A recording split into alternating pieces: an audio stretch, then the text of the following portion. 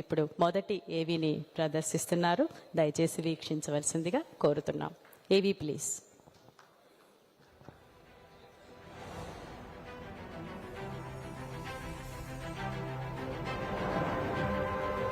విజయనగరం విద్యల నగరంగా పేరుగాంచింది. దేశ విదేశాలలోనే విద్యల నగరంగా వినుతికెక్కింది. దశ దిశల విజయనగరం కీర్తిని వ్యాపింపజేసింది. అలా పేరుగాంచడం అంటే అది కేవలం యాదృచ్ఛికం కాదు. దాని వెనుక నిలిచింది పూసపాటి వంశీయుల దూరదృష్టి, త్యాగం, ప్రజాహిత భావనలు. అందుకే పూసపాటి వంశం అంటే కేవలం రాజ కుటుంబం కాదు, అది ఒక సామాజిక బాధ్యత గల వంశం.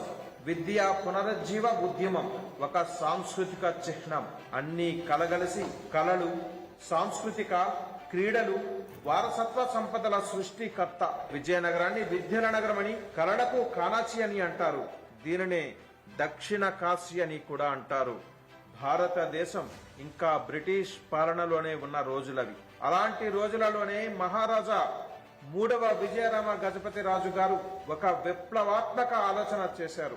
విద్య అనేది అందరికీ అందాలి అన్న సంకల్పంతో 1857వ సంవత్సరంలో దేశం సిపాయిల తిరుగుబాటుతో సతమతం అవుతూ ఉంటే విజయనగరంలో మాత్రం ఒక పటిష్టమైన విద్యా వ్యవస్థకు పునాది పడింది. మహారాజా హై స్కూల్ ప్రారంభించబడింది.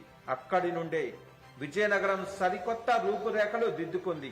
1860వ సంవత్సరంలో మహారాజా సంస్కృత కళాశాల ఏర్పడింది. 1879లో మహారాజా కాలేజీతో విద్యా వ్యవస్థ పటిష్టపడింది. అయితే ఎంతో మంది విద్యార్థులు చదువుకునేందుకు ఇక్కడికి వచ్చిన వారికి ఉండేందుకు వసతి, తినేందుకు తిండి లేక ఇబ్బందులు పడుతూ ఉంటే ఆ ఇబ్బందులను చూసి చలించిపోయిన 3వ విజయరామ గజపతి రాజు గారు వారి కోసం విజయనగరంలో 1913వ సంవత్సరంలో హేమక్ హాస్టల్ పేరుతో ఒక వసతిని కూడా ఏర్పాటు చేశారు. 1919లో దక్షిణ భారతదేశంలోనే మొట్టమొదటి సంగీత కళాశాల మన విజయనగరంలోనే ప్రాణం పోసుకుంది. తదనంతర కాలంలో 1933లో మహారాజా అలకనారాయణ గజపతి రాజు గారు హేమక్ హాస్టల్ ని చౌల్ట్రీగా మార్చి వసతితో పాటు భోజన సౌకర్యాన్ని కూడా కల్పించారు. ఆయన తరువాత గొప్ప విద్యావేత్త, బహుముఖ ప్రజ్ఞాశాలి అయిన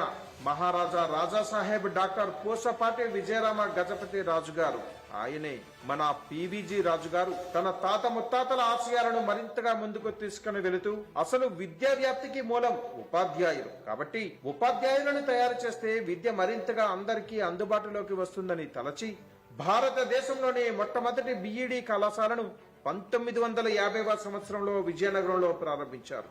ఆ నిర్ణయంతోనే దేశం మొత్తం విద్యా వ్యవస్థలో విజయనగరం వైపు చూసింది. విజయనగరం విద్యల నగరంగా రూపాంతరం చెందింది. 1953లో చౌల్ట్రీ నిర్వహణ భారాన్ని దృష్టిలో పెట్టుకుని ప్రజాస్వామ్య వ్యవస్థలో ఆ చౌల్ట్రీ ఎవరికీ భారం కాకూడదని ఆయన తన స్వంత ఆస్తిలో 375 ఎకరాలు సింహాచలం దేవస్థానానికి అప్పగించి ఆ 375 ఎకరాలపై వచ్చే ఆదాయంతో చౌల్ట్రీ నిర్వహణ బాధ్యతలని సింహాచలం దేవస్థానానికి అప్పగించిన గొప్ప మనసు కలిగిన వ్యక్తి పివిజి రాజు గారు. చౌల్ట్రీని సింహాచలం చౌల్ట్రీగా పేరు మార్చి నిరుపేద విద్యార్థులకు కడుపు నింపారు. అక్కడితో ఆయన తృష్ణ తీరలేదు. విద్య కోసం తన కృషికి మరింత పదును పెట్టారు. తన కార్యాచరణకి వేగం జోడించారు. ఫలితంగా 1958వ సంవత్సరంలో చారిత్రాత్మకంగా ప్రాణం పోసుకుంది ఒక నూతన విద్యా వ్యవస్థ. అదే Maharaja Alaknarayan society of arts and science, MANSAS. దీంతో విజయనగరంలోని విద్యా సంస్థలన్నీ ఒకే గూటిలోకి చేరాయి. ఇక ఆ విద్యాలయాల వ్యాప్తి పివిజి ఆలోచనలకు అనుగుణంగా అభివృద్ధి చెందాయి. మగ పిల్లలతో సమానంగా ఆడపిల్లల్ని బడికి పంపించాలంటే తెలియని భయంతో ఉన్న సమాజం, విద్యకు దూరం అవుతున్న బాలికల తలరాతను మార్చి బాలులతో సమానంగా వారిని విద్యావంతులుగా చేయాలనుకున్న పివిజి గారు 1962వ సంవత్సరంలో మహారాజా కాలేజ్ ఫర్ ఉమెన్ ని స్థాపించారు. 1975లో మహారాజా మోడల్ హై స్కూల్ తో పాటు మహారాజా గర్ల్స్ హై స్కూల్ ని కూడా స్థాపించారు. 1979లో మాన్సాస్ ఇంగ్లీష్ మీడియం స్కూల్, 1986లో మహారాజా లా కాలేజ్, 1987లో మహారాజా పీజీ కాలేజీ, 1994లో పద్మనాభంలో మహారాజా జూనియర్ కాలేజీని స్థాపించారు. వీటితో పాటుగా 1962లో భారత రక్షణ శాఖలో దేశంలో తొలిసారిగా సైనిక్ స్కూల్ ని విజయనగరంలో ప్రారంభించాలని తలచి కోరుకొండలో అనువైన స్థలాన్ని, దానిలో ఉన్న ప్యాలెస్ ని సైనిక్ స్కూల్ ఏర్పాటు కావాలని రక్షణ శాఖ కోరితే అప్పటికప్పుడు 206 ఎకరాల స్థలాన్ని, అందులో ఉన్న ప్యాలెస్ ని పివిజి రాజు గారు కొనుగోలు చేసి రక్షణ శాఖకి ఆ స్థలాన్ని, ఆ ప్యాలెస్ ని సైనిక్ స్కూల్ నిర్మాణం కోసం అందించిన గొప్ప మనసున్న మహారాజు డాక్టర్ పివిజి రాజు గారు. ఆర్బీఐ మాజీ గవర్నర్ దువ్వూరు సుబ్బారావు గారు, గాల్వాన్ లోయలో చైనాతో పోరాడుతూ వీరమరణం పొందిన కల్నల్ సంతోష్ బాబులు వంటి ఎందరో వీర సైనికులను దేశానికి అందించిన ఘనత కోరుకొండ సైనిక్ స్కూల్ది. గిరిజన అభివృద్ధి దేశాభివృద్ధి అని తలచేవారు పివిజి గారు. గిరిజనులకు నాణ్యమైన విద్యను అందించి వారిని విద్యావేత్తలుగా మలచాలని ఆయన మస్తిష్కంలో గూడు కట్టుకున్న ఆలోచన. అందుకే ఆంధ్ర, ఒరిస్సా, మధ్యప్రదేశ్ లకు చేరువలో ఉండి 3 రాష్ట్రాలకు అనుబంధంగా ఉన్న పాచిపెంటలో ఒక గిరిజన యూనివర్సిటీని నెలకొల్పి గిరిజనులకు విద్యను అందిద్దామనే ఒక సంకల్పాన్ని తలచారు. ఆయనకు చెందిన 3600 ఎకరాలలో గిరిజన యూనివర్సిటీని ఏర్పాటు చేయాలని, అందుకోసం 3600 ఎకరాలు కూడా ఉచితంగా ఇవ్వడానికి సిద్ధమని ఆనాటి ప్రధానమంత్రి ఇందిరాగాంధీ గారికి స్వయంగా పివిజి గారు కోరినప్పటికీ ఆ కోరిక నెరవేరలేదు. అయినా తన ప్రయత్నం ఆపకుండా తదుపరి కాలంలో ప్రధానిగా వచ్చిన పివి నరసింహారావు గారికి కూడా ఆ వినతిని అందించిన ఆయన కళ కలగానే మిగిలిపోయింది.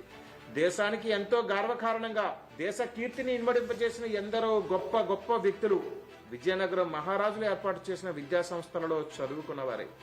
భారతీయ ఎలక్ట్రానిక్ పరిశ్రమ పితామహుడిగా పేరుగాంచిన ఈసీఐఎల్ వ్యవస్థాపక డైరెక్టర్ డాక్టర్ ఏఎస్ రావు గారు మన విజయనగరం సింహాచలం చౌట్రీలో వసతి భోజన సౌకర్యాన్ని ఉపయోగించుకుని చదువుకున్నవారే. ఆర్మీ చీఫ్ గా, జమ్మూ కాశ్మీర్ గవర్నర్ గా, నాగాలాండ్, మణిపాల్, త్రిపుర గవర్నర్ గా సేవలందించిన జనరల్ కెవి కృష్ణారావు గారు, ఆధునిక తెలుగు భాషా ఉద్యమకారుడు గిడుగు రామమూర్తి పంతులు గారు, చాగంటి సోమయాజులు గారు, ఆరుద్ర గారు, ఘంటసాల గారు, సుశీల గారు లాంటి ఎందరో విజయనగరంలో వికసించిన విద్యా కుసుమాలే. డాక్టర్ పివిజి గారి మరణానంతరం కూడా ఆయన ఆశయ సాధనకు నడుం బిగించారు. ఆయన వారసులైన పూసపాటి ఆనంద గజపతి రాజు గారు, పూసపాటి అశోక్ గజపతి రాజు గారు వారి ఆధ్వర్యంలోనే 1997వ సంవత్సరంలో ఎంవిజిఆర్ ఇంజనీరింగ్ కాలేజీ, 2004వ సంవత్సరంలో ఎంఆర్ ఫార్మసీ కాలేజీలు స్థాపించారు. 200 మందికి మాత్రమే వసతి సౌకర్యం కలిగిన సింహాచలం చౌట్రీని అశోక్ గజపతి రాజు గారి చొరవతో 450 మందికి పెంచి తన తండ్రి తాతల రాజసాన్ని మరింత పెంచారు అశోక్ గజపతి రాజు గారు. ఎంతో ప్రతిష్ట కలిగిన ప్రఖ్యాత సింహాచల దేవస్థానం, రామతీర్థాల రాములవారి దేవస్థానం, ఉత్తరాంధ్ర ఇలవేల్పు పైడితల్లి అమ్మవారి దేవస్థానం వంటి 105 దేవాలయాలకు ప్రతిష్టాపన చేసిన ఘనత పూసపాటి వంశీయులదే. వారి గొప్పతనానికి నిదర్శనం దేశ చరిత్రలో ఎక్కడా లేని విధంగా వారు నివాసముంటున్న కోట, అందులోని ప్యాలెస్లు అన్నింటినీ విద్యాలయాలకు అందజేసిన ఏకైక రాజ కుటుంబం దేశం మొత్తం మీద ఒకే ఒకటి, అదే పూసపాటి రాజవంశం. కేవలం విజయనగరంలోనే కాకుండా దేశ వ్యాప్తంగా విద్యా వ్యాప్తి కోసం ఎన్నో విద్యా సంస్థలకు లెక్కలేనంత సహాయ సహకారాలు అందించారు. Aligarh Muslim university, Benaras Hindu university, Allahabad university, Bengaluru university, Madras presidency college, Kolkata presidency college, ఇలా చెప్పుకుంటూ పోతే పుటలు పుటలుగా ఉన్నాయి. అందులో ముఖ్యంగా Indian association for cultivation of sciences, ఇందులోనే ల్యాబ్లో రీసెర్చ్ చేసి నోబెల్ ప్రైజ్ పొందారు మన సర్ సివి రామన్ గారు. ఇలా చెప్పుకుంటూ పోతే ఎన్నో. ఆ కుటుంబ ధ్యేయం, ఆ కుటుంబ లక్ష్యం ఒక్కటే, అదే విద్య. విద్యా వ్యాప్తికి తరతరాలుగా కృషి చేస్తున్న ఏకైక వంశం పూసపాటి వంశం. ఆ వంశ చరిత్ర ఎంతో ఘనం.